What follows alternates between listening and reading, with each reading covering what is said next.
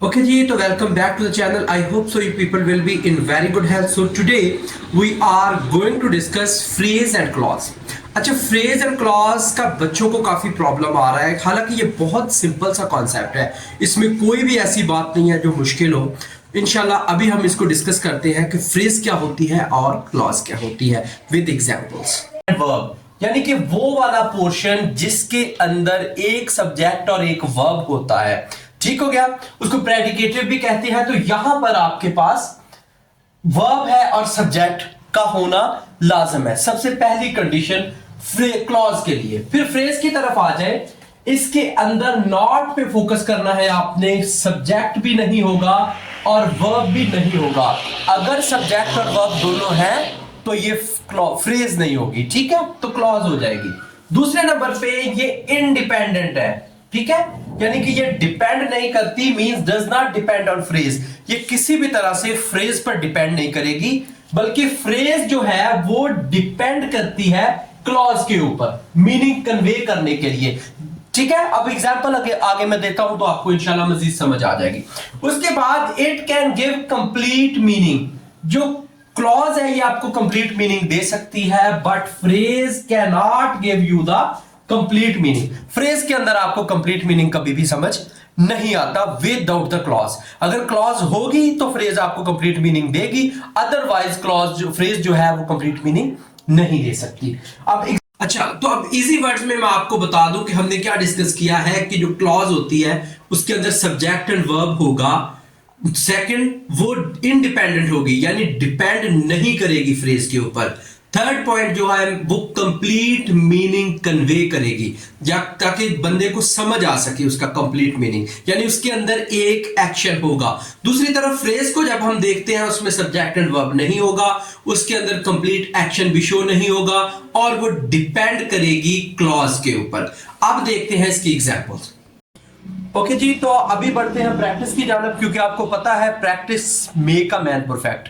Not only man, women को भी perfect कर देती है प्रैक्टिस, तो माइंड नहीं करना। तो सबसे पहले आते हैं प्रैक्टिस की जानब। तो सबसे हमने इनमें फाइंड आउट करना है कि फ्रेज कौन सी है और क्लॉज कौन सी है। तो सबसे पहले देखें, मैंने आपको क्या बताया कि एक सब्जेक्ट होगा और एक वर्ब होगा, और इसमें हेल्पिंग वर्ब तो कॉम्प्लीमेंट्री साथ ही होता है। तो ये हमारे पास क्या हो जाएगी इतनी, ये हमारे पास है क्लॉज, और यहां से यहां तक क्या हो जाएगा फ्रेज, ठीक है। तो अब मैं दो पेन यूज कर रहा हूं, जिसको मैं ब्लैक से अंडरलाइन करूंगा वो होगी फ्रेज, और जिसको मैं ब्लू से अंडरलाइन करूंगा वो होगी clause.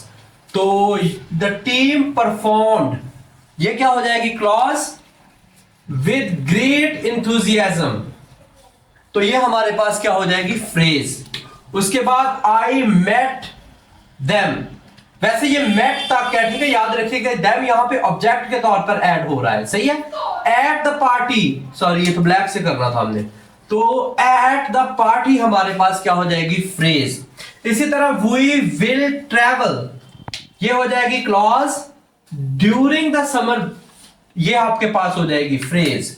I studied in the library, I studied हमारे पास क्या हो जाएगी क्लॉज इतनी, और इन द लाइब्रेरी हमारे पास फ्रेज होगी,